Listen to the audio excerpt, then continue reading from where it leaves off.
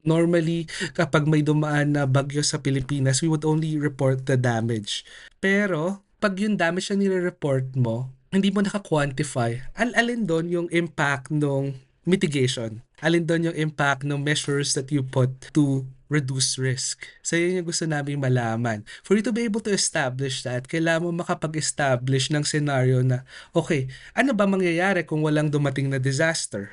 We have the factual or the actual, 'di ba?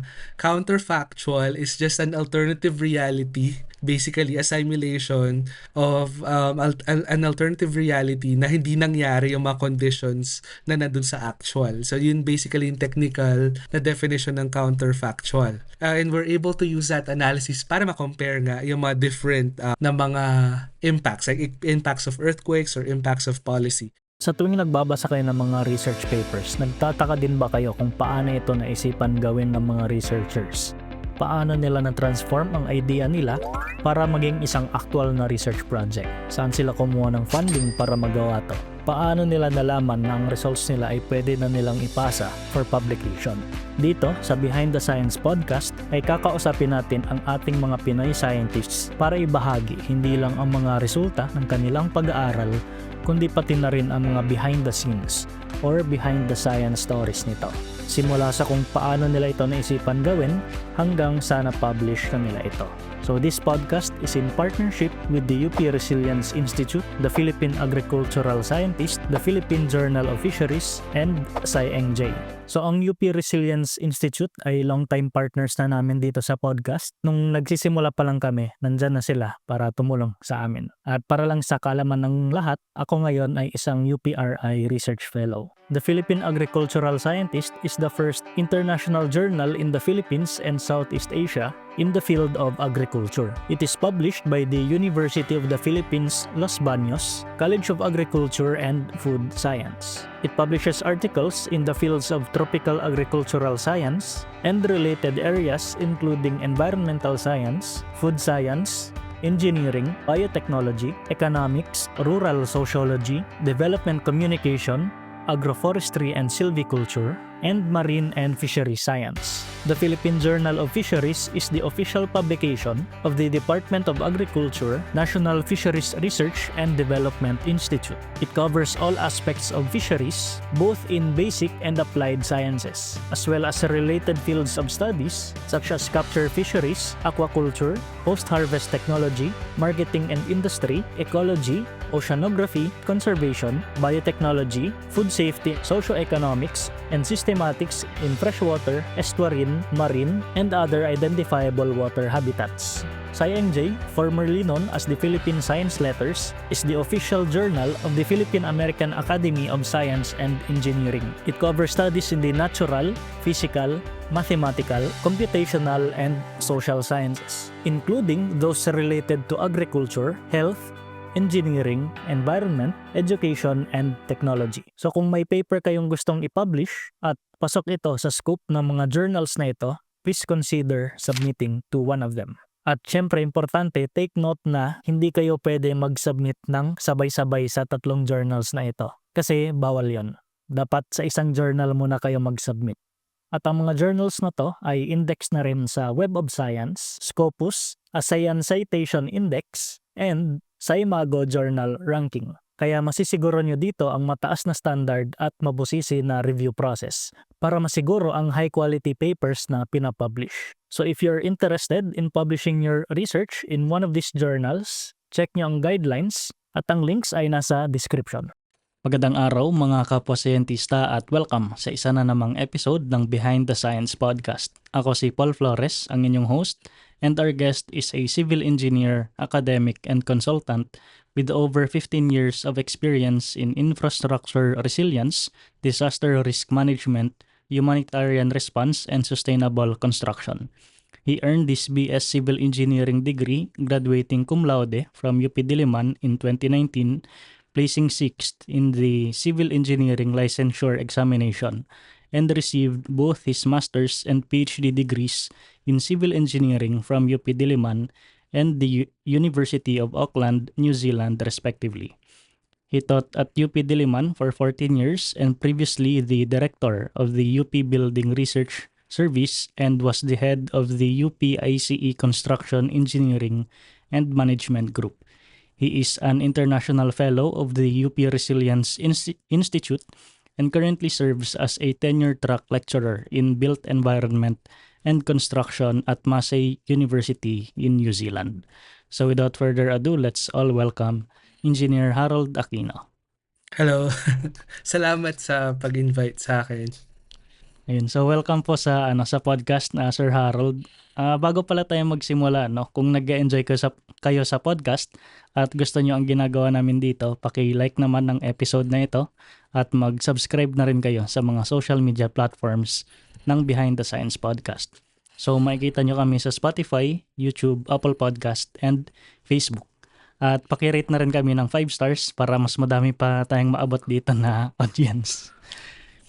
So ayun, ang topic pala natin today, pag-uusapan natin ay ang effect ng earthquakes sa building construction sector, specifically yung case nung 2011 Canterbury earthquake and 2016 Kaikoura earthquake sa New Zealand. Dito sa podcast, madami na rin kaming previous episodes about earthquakes and resilience. So search nyo lang ang dalawang terms na yan dun sa list of episodes namin. Madami kayong makikita. And siguro yung isang recommendation ko lang for this episode, isang interesting topic siguro ay yung episode 21 with Dr. Maricar Rabonsa. So check nyo yun, ang pinag-usapan doon ay yung successful disaster risk management ay invisible, hindi siya napapansin. So ayun, please check ang mga previous episodes natin. So ayun, bago natin pag-usapan yung naging research ni Sir Harold, mas kilalanin muna natin siya, as well as ang naging journey niya para maging engineer, scientist, and educator. So sir, bilang engineer, itatanong ko to sa inyo kasi madalas ko to nakikita na parang banter sa social media. So sino po ba talaga ang mas magaling, si engineer o si foreman? Actually, hindi comparable yung nadadala nilang skills to the table, no? I'd say magaling yung foreman because they typically bring with them lots of years of experience. So hindi natin kayang tanggalin yun sa kanila na kahit sang site mo sila dalhin, alam nila kung paano i-adapt yung nakita nila sa yung nakikita nila sa drawing into reality. Pero syempre important yung skills na dinadala ng engineer, 'di ba? So hindi pwede na si contractor parang sabihin na nandiyan naman si foreman, di na natin kailangan na. You see, engineer yung nagdadala naman ng strong technical background. And si foreman, while adaptable yan sa field, no? Pero yung codes, regulations, nagbabago yan. And yung may daladala ng updated na knowledge ay si engineer. Hopefully, no? Hopefully si engineer ay updated at well-trained.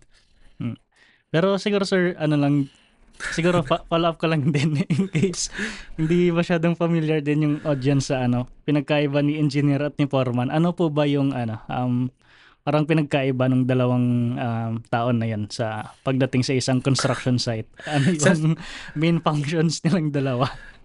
Oh, okay.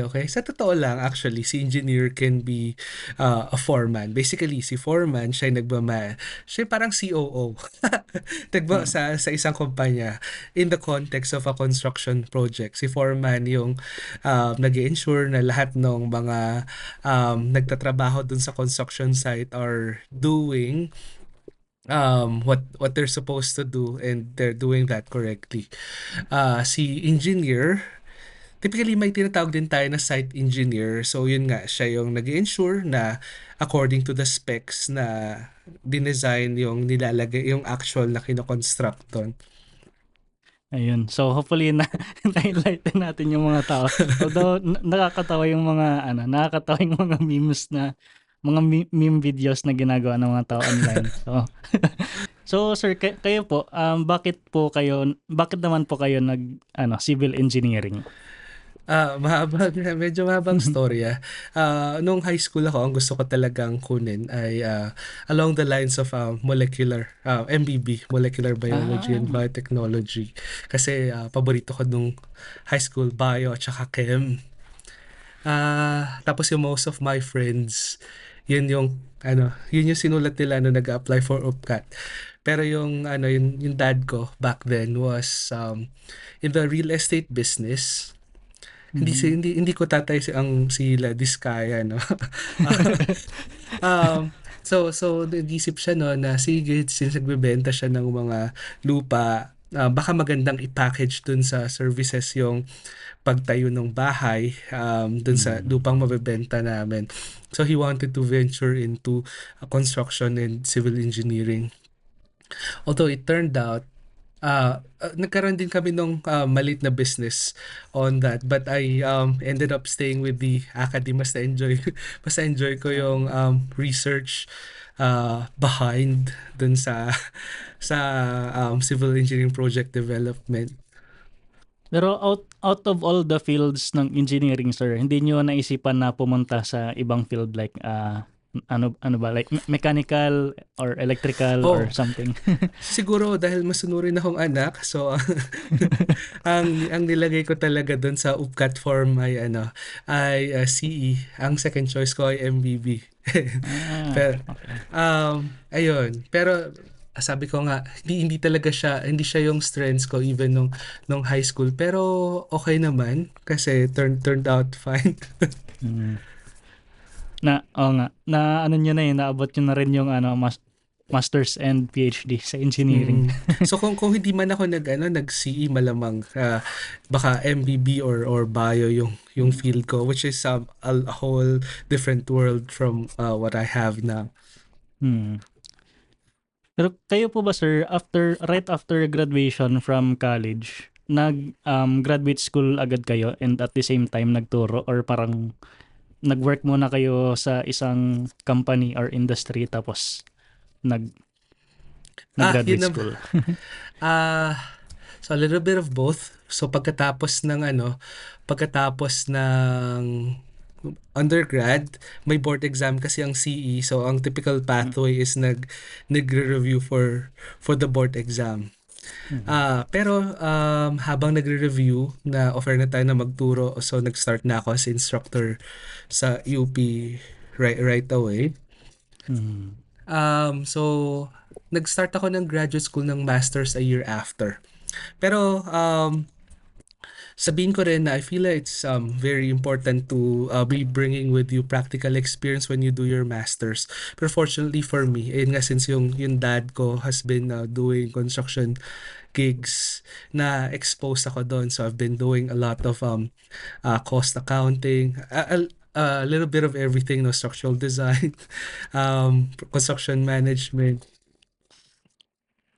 Ayun. So sir, nabanggit niyo na no, right after graduation, parang nagturo kayo agad, and then ayun nga 14 years kayo nagturo sa UP from instructor naging associate professor.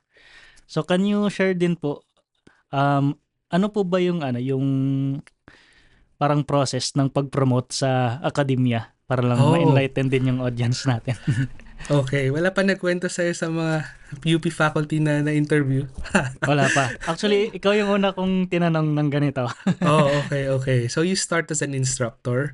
Ang instructor may 7 levels, pero if you come in as an honor graduate, likely mag-start ka sa 5, 6 or 7, depende kung cum laude, magna Ah, or summa ka. For you to be able to cross to assistant professor, kailangan mo ng master's degree. Kapag naman nagtuturo ka sa UP, you can also pursue masters for free as part of your benefits. So kaya din ako na mag-master sa UP. Actually medyo late ko na realize na kailangan ko pala talaga siya kung gusto mo umusad sa academia. So hmm. required siya, which is why hindi ako nag-start ng masters right away, no. Assistant professor has 7 steps din. Hmm. So, pwede ka mag-cross, but hindi naman isang step kada promotion, no? So, depende sa may ipon mong points sa promotion cycle, makakatalon ka ng multiple steps. So, yung promotion points nanggagaling siya sa how effective you are as a teacher. So, there's a teaching component. How effective you are as a researcher. So, yung mga research output mo. So, that will include journal publications, participation in research projects, mga MOA, conference presentations. So, binibilang sila lahat. And then there's also the admin and extension component plus yung professional development na mga points. Yung sa admin, siguro medyo nabigyan din kasi ako maraming admin kaya marami akong naipon na points from there. So medyo mabilis na kaangat. Ngayon, obtaining your PhD, hindi necessarily makaka-cross sa associate professor, pero requirement siya para makakross ka to associate professor. No. Pero hindi porke may PhD ka, makakatawid ka sa associate professor. So, pwede kasi na galing ka sa assistant 1 or 2. Pagka-earn mo ng PhD, it'll only bring you to like assistant professor 7. Pero, Okay. that PhD allows you to eventually cross to associate professor.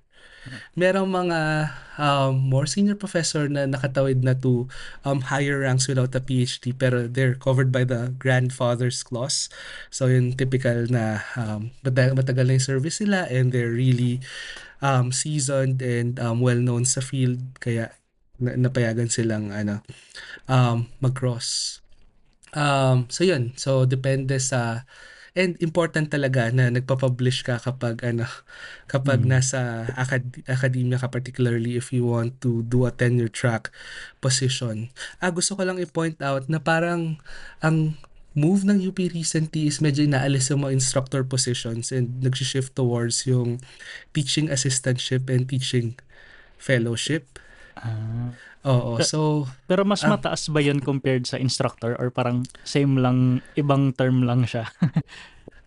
medyo iba yung mechanism nila. Si teaching assistant ay hindi full-time faculty. Mas students siya who are given an opportunity to teach. Pero they're not delivering the course on their own. Si instructor, nagle-lecture talaga siya yung sa kanya din yung responsibility of course management. Pero yung pag-jump sir from associate professor to full professor, yes. Ano naman yung kailangan doon? Ano na lang siya. So, again, same na ipon ka ng points sa teaching, research, service, at saka professional development. Usually, malaki yung teaching at research, tapos medyo maliit yung service. Tapos parang 10 usually yung naiiwan for professional development. Ang professional development, ito yung mga trainings na ina-attendan mo, conferences na umattend ka lang, hindi ka necessarily nag-present, mga na-earn mo na mga accreditations, licenses, ganyan. Nalimutan ko sabihin, as associate professor has 7 steps. Si professor has 11 12 steps. So, madami Pero siya. actually yung jump from professor 11 to professor 12 walang additional compensation. Okay. Tapos meron pang university professor na level after that. Medyo unique yung setup ng UP. I understand sa ibang state universities and colleges, iba din yung mas konti yung steps na kailangan mong daanan. Tapos yung opportunity niyo sir na mag-pursue ng PhD sa New Zealand, paano naman po nag-open up yan? So right after ko mag-masters, so nag-start na ako maghanap ng mga universities overseas na na may mga experts na align dun sa interest ko. So back then, medyo fresh tayo from Yolanda. So naghahanap talaga ako ng mga professors na may expertise in post-disaster reconstruction. Nag-apply ako sa dalawang university, UCL, University College London, tsaka sa Ah, University of Auckland in New Zealand. Tapos, nauna nag-reply sa akin UCL pero sabi parang medyo mahirap i-finance mm, even with a scholarship kasi mahal yung ano, mahal yung tuition, mahal yung cost of living. Tapos hindi sila nag-i-intern na nagbibigay ng scholarship back then. Ah, for international students dahil medyo mainit-init nun, papunta sila dun sa Brexit era nila. ah, Tapos ano naman, nataon naman parang a year later, after ko mag-email do sa professor sa University of Auckland, nag-message siya randomly na ano, na may may opening siya. opportunity na. May opportunity siya. Pero ang ganda din sa New Zealand kasi ano eh, parang sikat sila na lugar para mag-aral din ng mga earthquakes and associated studies Ah, on earthquakes. primarily earthquakes kasi dahil doon sa Canterbury earthquake ang daming na-advance na ano na learnings Mm. facilities dito sa New Zealand. Pero yung New Zealand din kasi yung center ng mga operations in the Pacific Island nations. So we also have a lot of learnings pagdating sa mga typhoons and Mm. other disasters. Yun. Ngayon po 'di ba sa New Zealand na kayo naka-base sa Massey University. Can you share Mm. din po some insights? Ano yung pinagkaiba ng teaching experience niya sa Pilipinas and also diyan sa New Zealand? Oh, okay. Okay. Medyo iba. Um, before ako nag-start sa Massey, I was working as a teaching fellow sa ano sa University of Auckland. Mm. Um, ang primarily pinagkaiba ng being an academic or a lecturer dito sa New Zealand versus a lecturer sa Pilipinas, wala yung barrier between student and ano faculty member. Sa Pilipinas kasi 'di ba may some form of ah paano ba? Parang Parang takot yung student. may may hierarchical line na okay, Mm. teacher ako, student kayo. Mm. Hindi naman siya necessarily good thing or bad thing, no. Pero dito wala yung barrier na yon. Siguro one thing na ano na nakakatulong dun is you go on a first name basis, so your student addresses you by your first name. So we don't use sir kasi sir reserved sa night, 'di ba? Okay. Tapos we don't use honorifics. So even the most senior professor, you can address them by their first names. Ah, So yon. I think maganda siya kasi na-encourage sila student na mag-speak up, hindi sila masyado nahihiya, mas mm. nafa-facilitate yung mas prolific na conversation. On the flip side, I feel na mas masisipag yung mga estudyante natin sa Pilipinas dahil siguro dahil na rin dito parang kailangan mo i-provide lahat ng mga pwede mong i-provide sa students for Mm. them to succeed. Tapos unlike sa UP kasi parang bigyan mo ng usually may mga teachers, di ba, nagbibigay lang ng overview tapos pagdating ng exam, okay, buong Mm. system na yung dinesign mo. Sa dito, parang required na kailangan ma-discuss mo kung paano gawin exactly yon tapos before siya, para okay siya lumabas sa exams. Mm.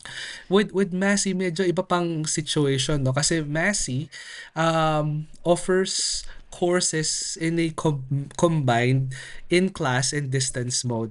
So ngayon, nagtuturo ako, half of my class are in campus, nasa harapan ko. And then almost half of my class then are tuning in remotely. So some of them Mm. would do synchronous, attend sila sa Zoom. Some of them I may never encounter kasi they're fully they're doing it fully online and asynchronous. No, so medyo mas challenging siya in that sense.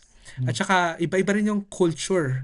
Siguro dahil melting pot din 'to ng mga at least for the civil engineering and construction sector, ang daming iba-ibang cultures na nagko-converge to New Zealand for education. Like I see a lot of like South Asians, Middle Easterns, African descent, nagpupunta sila sa New Zealand to study.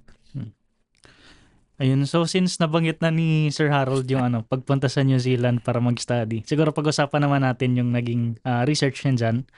So ang title nito ay Evaluating the Impacts of Earthquake Disasters on the Building Construction Sector, a Sarima-based counterfactual analysis. So sir, can you explain muna yung paper nyo tungkol saan ba ito in one sentence? Oh, okay. Actually, ang pinakamahalaga dun sa paper is the method that we use. So yun talagang gusto namin i-highlight dun. More than yung mga findings on the New Zealand construction sector and the effects of earthquake. Basically, in the paper, we present a methodology kung paano mo nga ba by estimate quantitatively yung impact ng isang disaster. Because normally, matagal ko ng tanong yan eh. So normally, kapag may dumaan na bagyo sa Pilipinas, we would only report the damage. 'Di ba?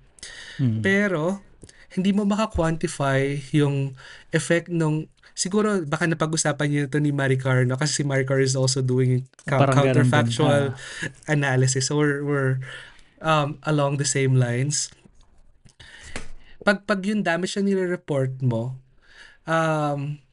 hindi mo naka-quantify. Alin doon yung impact ng mitigation? Alin doon yung impact ng measures that you put to reduce risk? So yun yung gusto namin malaman. For you to be able to establish that, kailangan mo makapag-establish ng scenario na, okay, ano ba mangyayari kung walang dumating na disaster? And then we try to compare yung without disaster scenario versus the with disaster scenario. Ngayon, maka-quantify natin yung impact, diba? Ganun din, it applies similarly if we're trying to measure the impacts of policy. Ganun din. You look at the policy that they put in place. We also try to simulate a scenario na what if wala yung policy na yun? What would have happened? So yun yung counterfactual analysis. Ayun, so dun pala sa paper sir, no, parang may dalawang keywords for me. Ayun nga, yung binanggit mo na counterfactual analysis, which you na-define mo nga lang ngayon na parang yun ang i-estimate mo yung sort of damage nung event na yun. Parang i-breakdown mo dun sa ganitong X dollars na damage, magkano dun yung galing sa earthquake na damage. Parang ganon yung counterfactual analysis. Yung Sarima, ano naman po yung Sarima? Okay, so balikan ko lang counterfactual. Basically, we have the factual or the actual, di ba?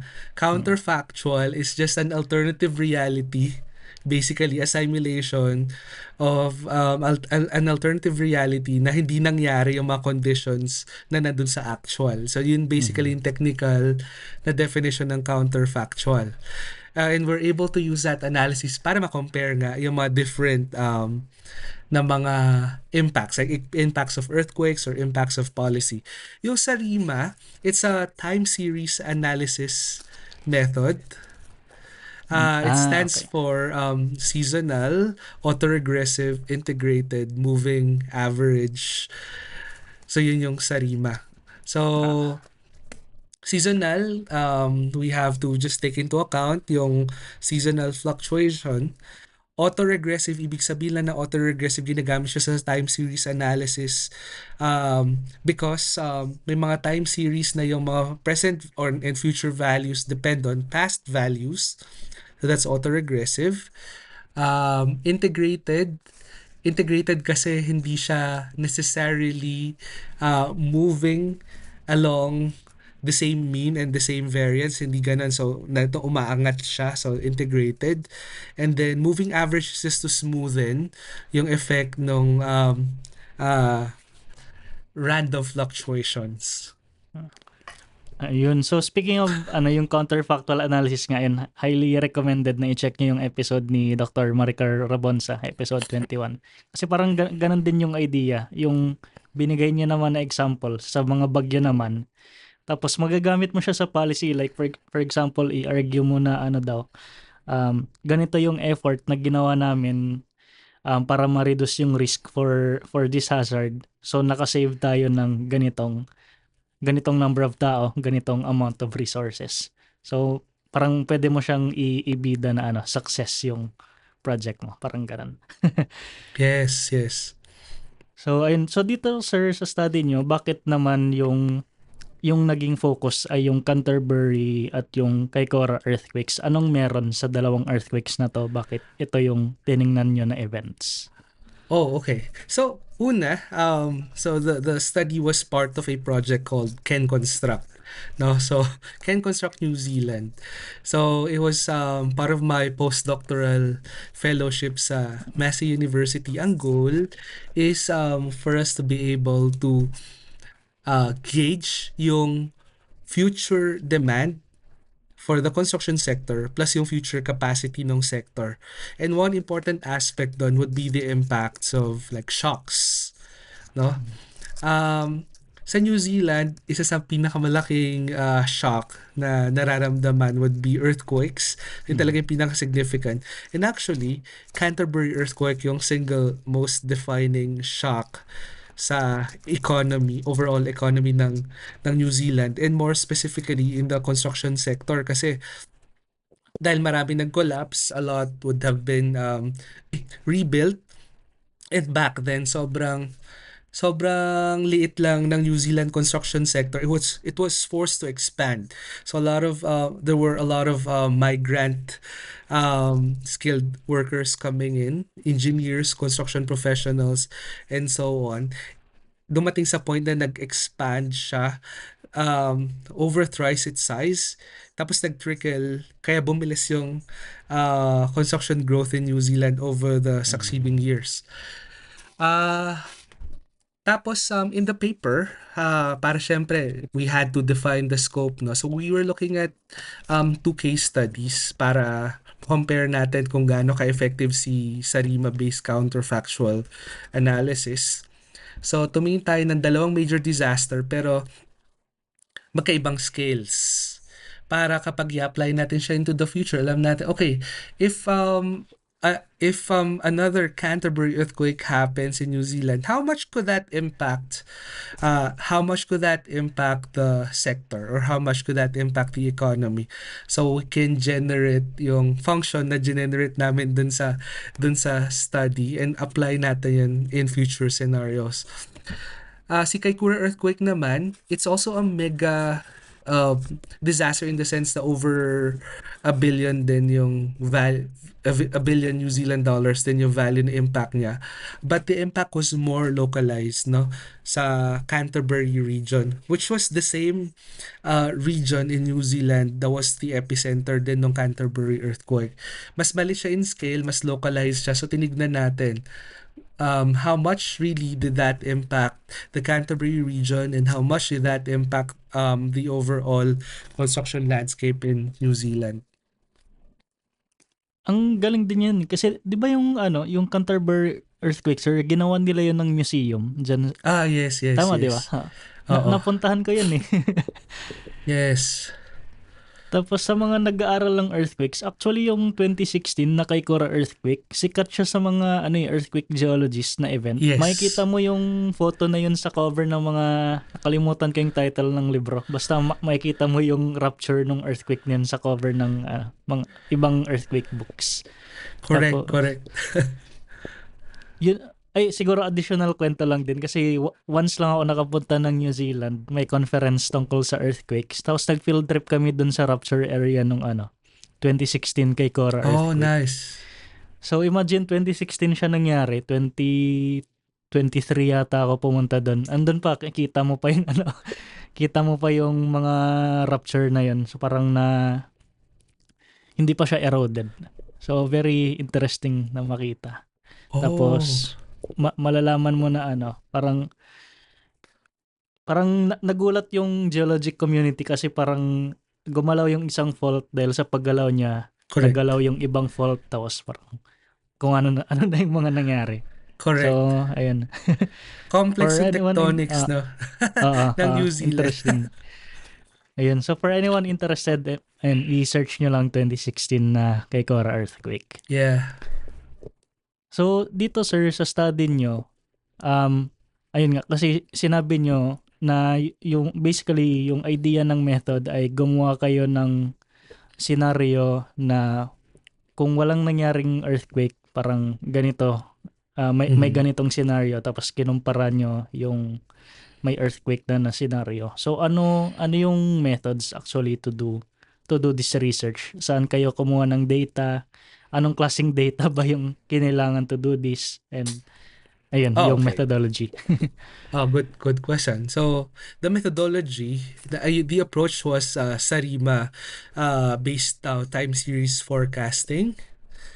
Tapos, yung data na kinailangan, so we had records ng building activity nationally and also regionally sa Canterbury. So, what we did was first to validate whether valid ba, to check whether valid ba. Kasi with SARIMA, may mga tinitweak ka na parameters. No? So, ititweak mo yung seasonality, ititweak mo yung autoregressive component, ititweak mo yung integration component, ititweak mo yung moving average component for both seasonal and non-seasonal components. So, so firstly, kailangan mong before mo i-apply siya to forecast into the future, kailangan mo munang i-check in sample whether nag-work yung forecast model mo, no? So we had data from 1990 hanggang 2023. But obviously, 2010 yung Canterbury earthquake, 2016 yung Kaikoura earthquake. So hindi namin pwedeng gamitin yung more recent. So ang pinaka-training and testing dataset mo is yung from 1990 hanggang just before Kaikoura earthquake lang muna, no? So first we tested from 1990 hanggang we trained the model, or we developed the model from 1990 hanggang 2005. Tas chinek namin kung yun na-forecast ba niya for 2006 to 2010 are almost similar to what actually happened. Ay, ano po pala yung yung fina-forecast? I mean, 'di ba, yung x-axis mo time, ano yung y-axis dan? Building construction activity. So in dollars siya. Okay. Value ng building construction. So yun yung time series data natin. So ang usable mo na paglalaro na data is yung from 1990 to 2010. So before mo gamitin na pang forecast ng effect ng Canterbury earthquake, which was actually 2010 third quarter, pero yung more impactful na aftershock was the Christchurch earthquake ng first quarter ng 2011. So, i-check muna natin. So, nag-develop tayo ng model for 1990 to 2005. Tapos, chinek natin. So, kung considering yung mga parameters sa sinet natin, how accurately does it forecast, or how correctly does it forecast yung from 2005 to 2010. So, kung satisfied na tayo doon, then we can use that to generate the counterfactual models after nung Christchurch or nung Canterbury earthquake. Ganun din, so after ng Canterbury earthquake, si Kaikoura earthquake naman, 'di ba? 2016 nangyari si Kaikoura earthquake. So we can only investigate the effect ni Canterbury earthquake for over 5 years. Tapos so yun. So 2016 ang training dataset mo na is everything before that. Tapos magpo-forecast ka na to generate counterfactual scenarios for the Canterbury earthquake. Now, what you're interested in dun sa result would be the ratio nung actual to counterfactual, 'di ba? Kasi that's basically a reflection of the performance of your system. Kung kinuha mo yung ratio, kung the same sila, that means 100% yung performance niya.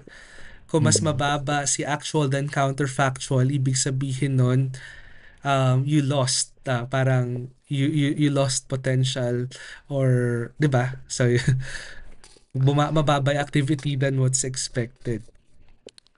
Pero mas curious ako sir sa ano po ba yung ibang mga forecasting algorithms at bakit mas pinili niyo yung Sarima method over other Okay. methods? Within time series forecasting, medyo marami naman tayong pagpipilian. No? So there's vector autoregression, there's vector error correction, and there's ARIMA, ARIMA is yung without the seasonal.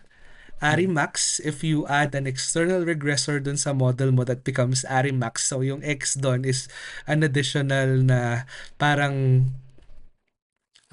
variable that's used to predict. So time series variable din siya. You add the S, you add the seasonal components. Vector autoregression and vector error correction, multivariate approach siya. So kailangan mo, in addition dun sa building construction activity in dollars, you need other variables. Tapos kasabay mo siyang ifo-forecast, no? So, could be population, could be economy. Pero we feel that it's not necessary dun sa purpose natin. Kasi from our findings, sufficient yung single variable time series forecasting to establish yung counterfactuals, at least for this purpose. Tapos meron na din tayong mga advanced machine learning models, so like LSTM, long short-term memory and recurrent neural network. So pero yung mga ganun, medyo mas kailangan mas maraming data, which may not be very suitable. Not very suitable for our purpose kasi medyo limited yung dataset that we have. Ayun. Yung data niyo po ba sir, ano yung temporal resolution nito? Yearly or monthly siya? Quarterly. Okay. Tapos curious din ako sir kasi nabanggit niyo nga yung Sarima may seasonal. Yes. May seasonal siya doon na parang kasama. So curious ako doon without considering yung effect ng earthquake, bakit ka may seasonal na change sa value nung buildings mo? Ano ang cost ng ganong seasonal na change? Well, we're talking about construction activity, so definitely may effect yung kung kailang quarter yon. So for instance, pag sa summer sobrang daming non-working days dito kasi ang summer dito fourth quarter runs over like so December medyo walang masyadong pasok niyan. Tapos winter medyo bumababa din yung productivity, 'di ba? Okay. So hindi talaga siya flat.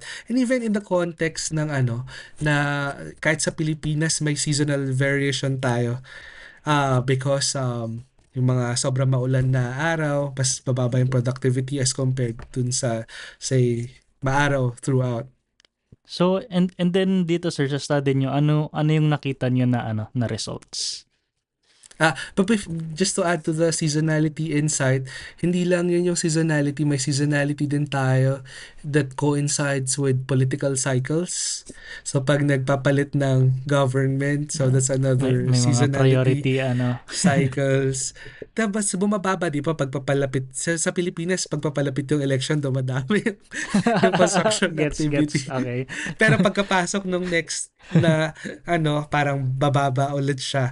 Now, ano ang results? So, demonstrate natin na kaya nating mag-develop na, if you're familiar, ulitin natin. Kaya natin mag-develop ng so-called loss functions using the counterfactual analysis derived from Sarima forecasting, no? So si loss function siya yung ratio ni counterfactual to actual. So, saan natin siya pwedeng gamitin? Kung familiar kayo dun sa sa resilience triangle ni Bruno or yung loss triangle. Hindi ko pa nakikita. It's a measure of the temporal performance of the system, of a system in the aftermath of a shock event or a disaster.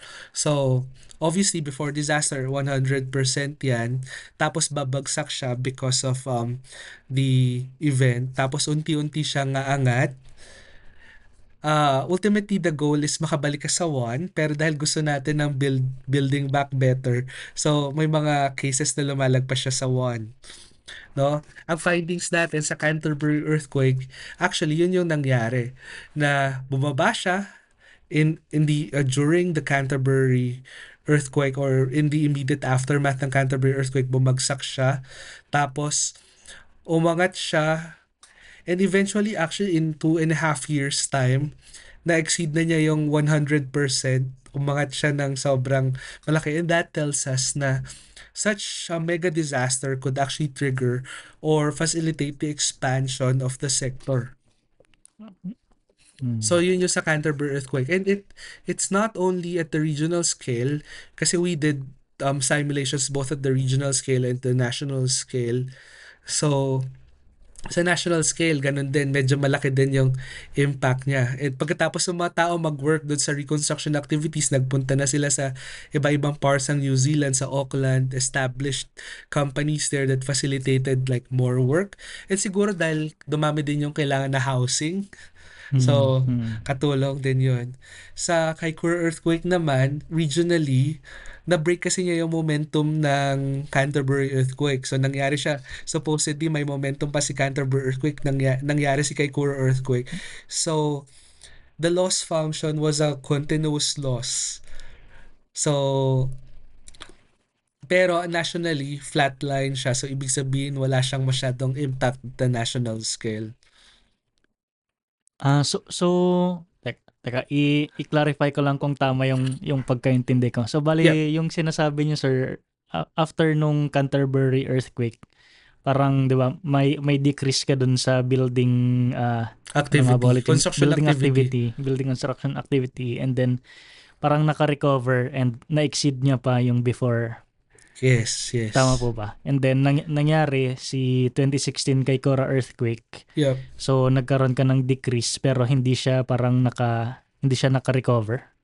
Yes, hindi na siya naka-recover. At least at the regional level, na-stop niya yung supposed na growth pa na dapat na sustain ni Canterbury region because of the Canterbury earthquake.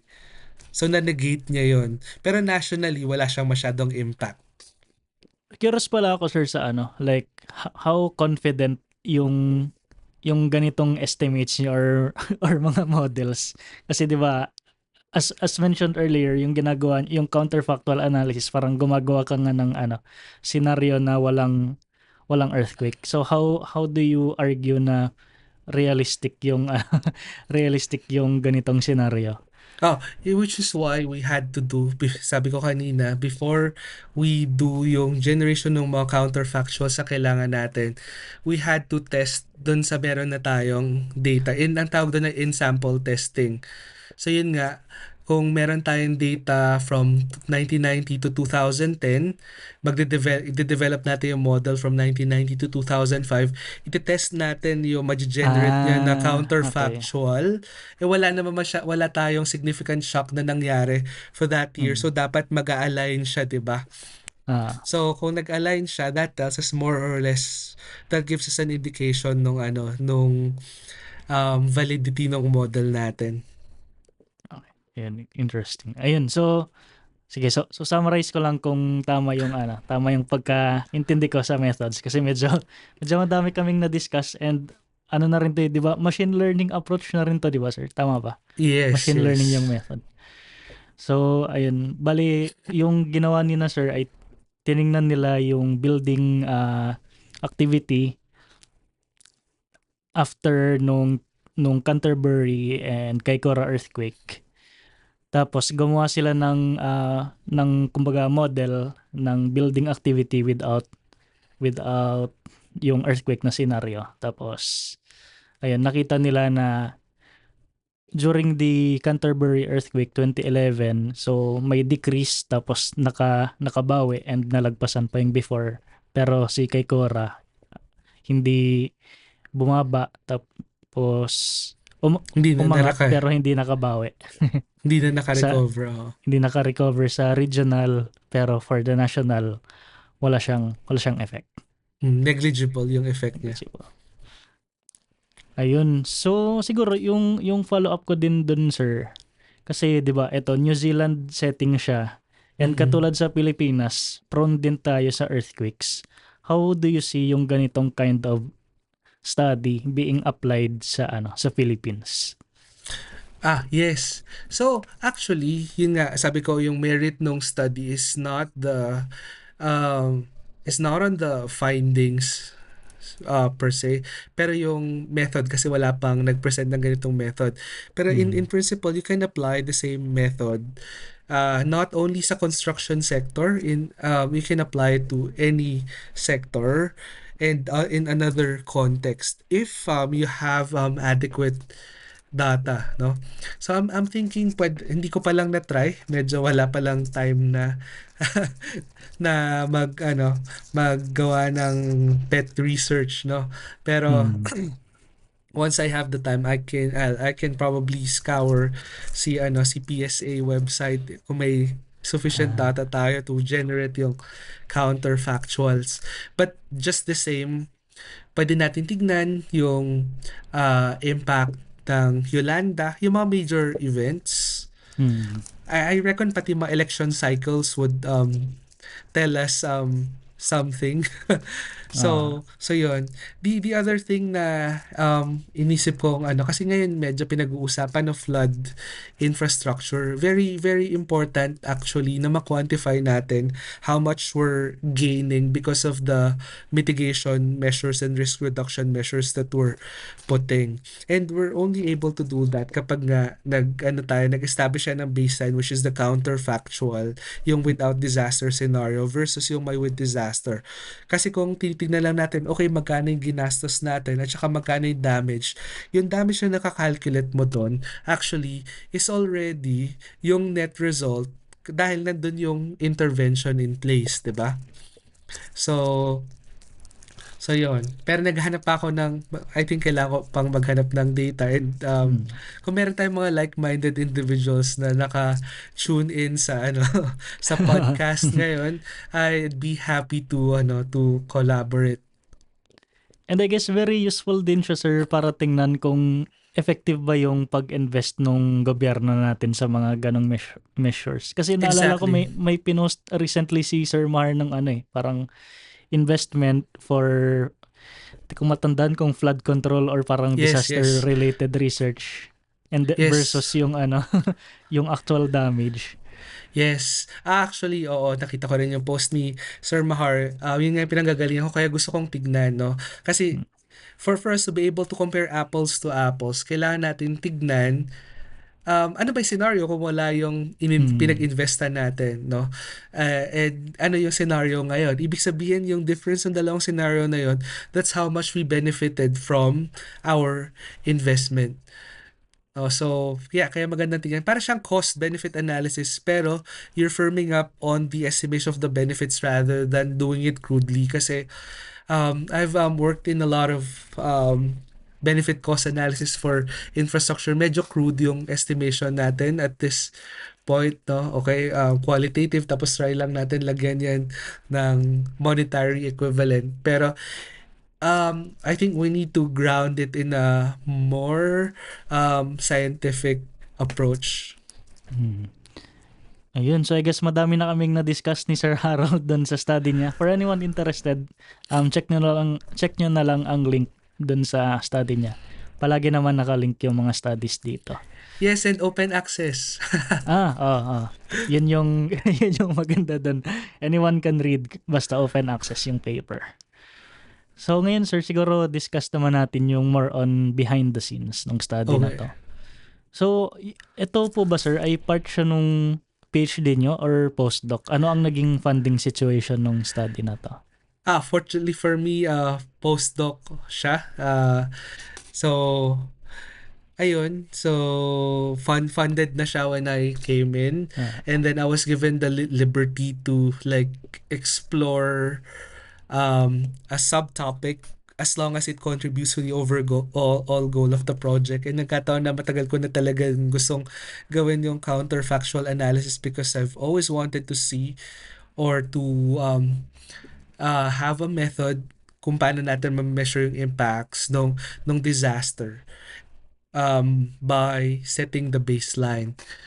No, so and I was allowed by the PI to work on this topic. So yun yung main source ng funding. ay, Yung guys, yung PI pala meaning nun ay principal investigator ha. Hindi yung hindi yung Pinay PI. yeah. Thank you for clarifying that. Tapos ang kagandahan naman sa research dissemination, New Zealand and Australian universities have agreements with the major publishers. So kaya naging open access yung kasi as long as hindi pa na-fulfill yung quota for the journals that they've agreement in, pwede ka mag-publish open access with them. Pero ano yun, sir? Walang APC yun? Article of classification. Wala. So ayos may supposedly di ba parang nasa mga $3,000 $4,000 yung APC.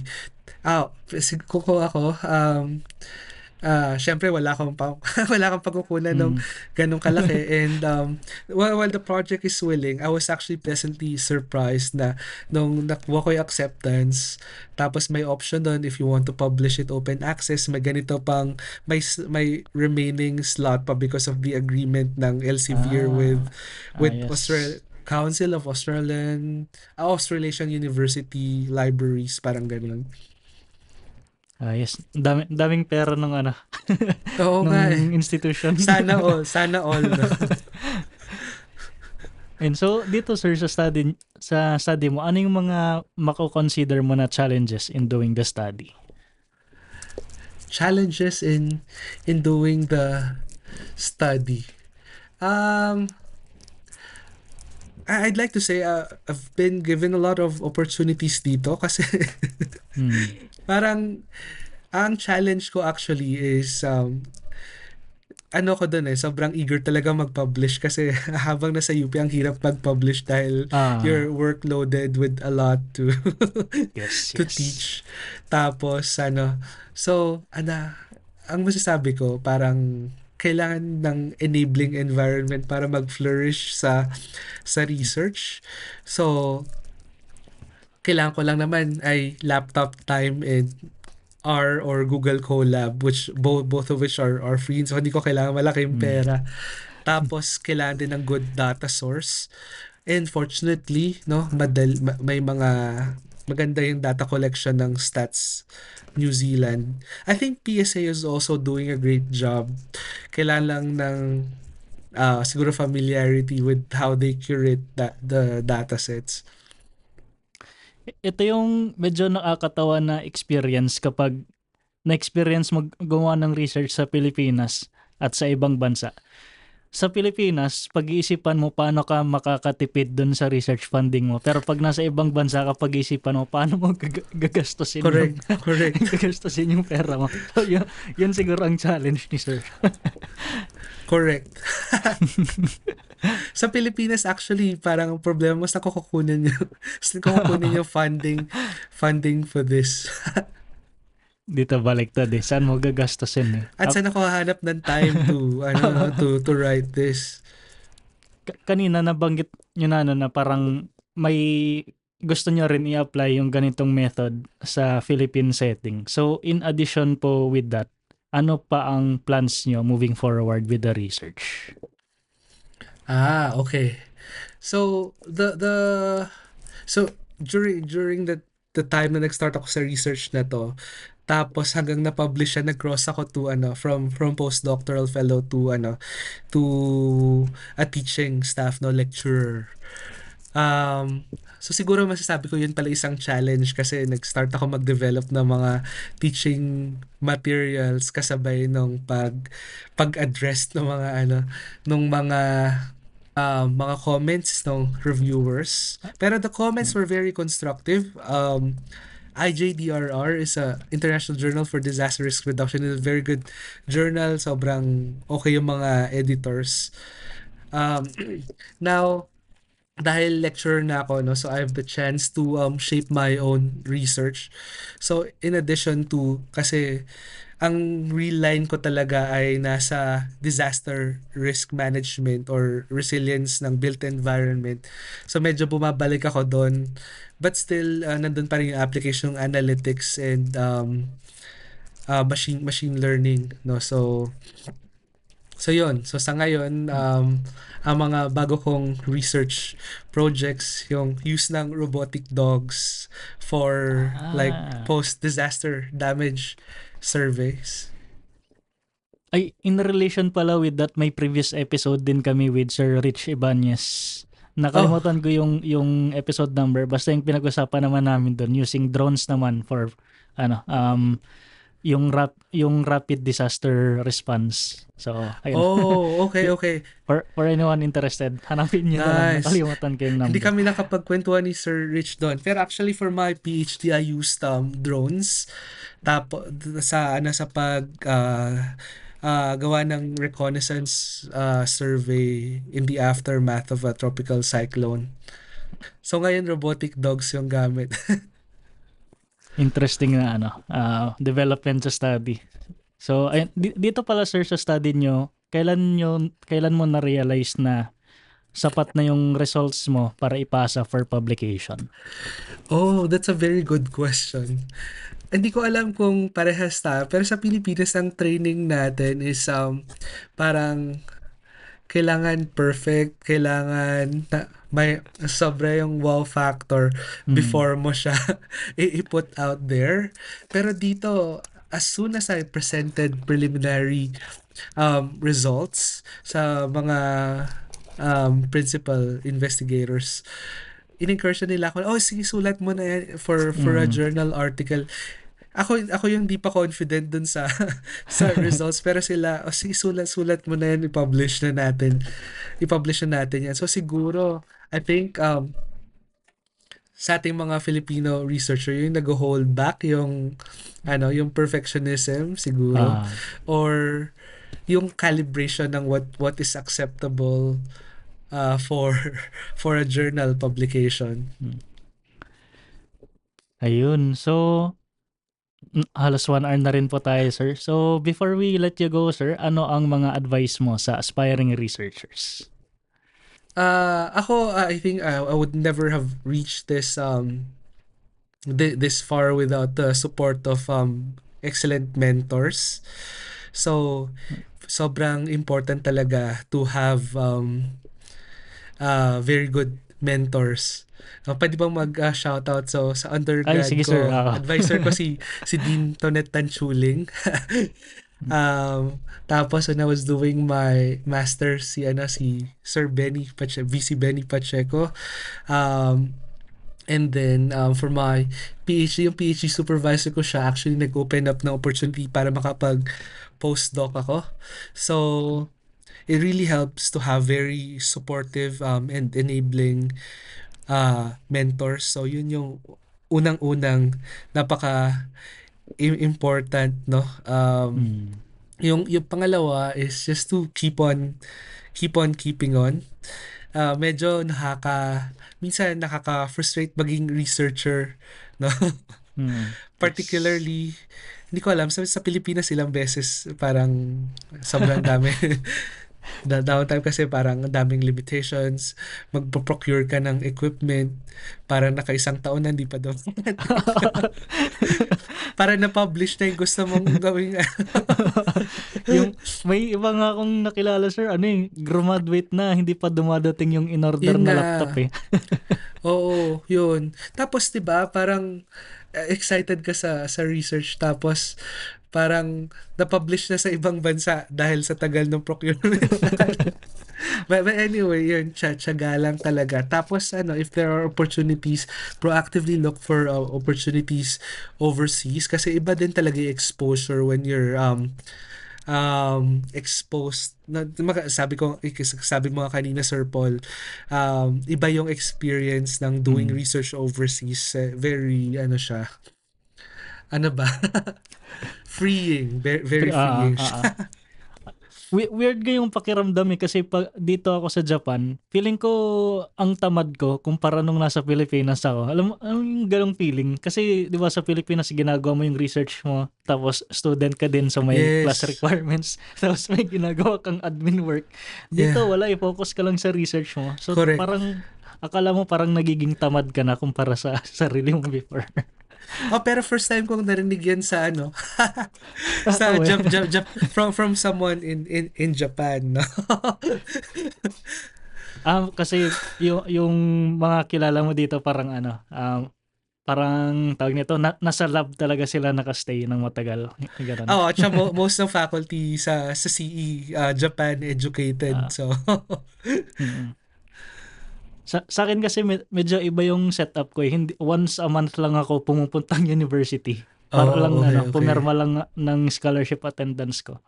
Yung pinupuntahan ko talaga office ng sensei ko. So Oh, government institute siya. So doon ko oh, ginagawa yung research ko. So hindi rin pwedeng tumagal ng correct, masyadong correct. matagal doon sa office. So Correct. Tapos ayun. all the analysis you can do remotely naman. Kaya naman. Ayun. And then last question po, sir. Do you have anything to promote? Ah, yes, yes. Sa mga ano naghahanap ng ano, nag-isip na mag further studies on construction, built environment resilience, kanyan. So, i-consider nyo yung Massey University. So, Massey University is among the top 150 pagdating sa built environment studies, no? Um, and kung interested kayo sa yun, pag-explore ng use ng AI, machine learning para dun sa purpose ng built environment resilience and sustainability, I'd be happy to work with you. So reach out lang kayo. You may find me on LinkedIn, nasa Massey website. Then I Hmm. can share my email din. Sige, sir. bhakino@massey.ac.nz. Ayun. And then, ano po ba yung mga scholarship opportunities? 'Di ba yung New Zealand meron sila yung sa yung through embassy, 'di ba? Tama Oh, ba? yes, yes, yes. It's called the Manaki Scholarship or the New Zealand it's a New Zealand aid scholarship. So meron 'yan for both masters and PhD. Tapos priority area ang resilience and Okay. energy and sustainability. So, if you're working along that lines, apply kayo. Although for those based in Visayas and Mindanao, I think they're also given priority over Luzon-based candidates. So kung may Ah, mga nasa Visayas and Mindanao tayo na nakikinig ngayon, yeah, give it a try. nice. Yung Ayun, yung reach wife out yun ko na si sir. actually yung wife ko was a recipient ng Manaki scholarship. Okay. Nice. Ayun, so I guess hanggang dito na lang muna tayo. Maraming salamat kay Sir Harold sa pagpapa-unlock ng aming imbitasyon. Thank you rin, Sir Paul. Maraming salamat sa lahat ng nakinig at nanood. See you everyone next week. Madami pa tayong pag-uusapan na research na ginagawa ng ating mga Pinoy scientists.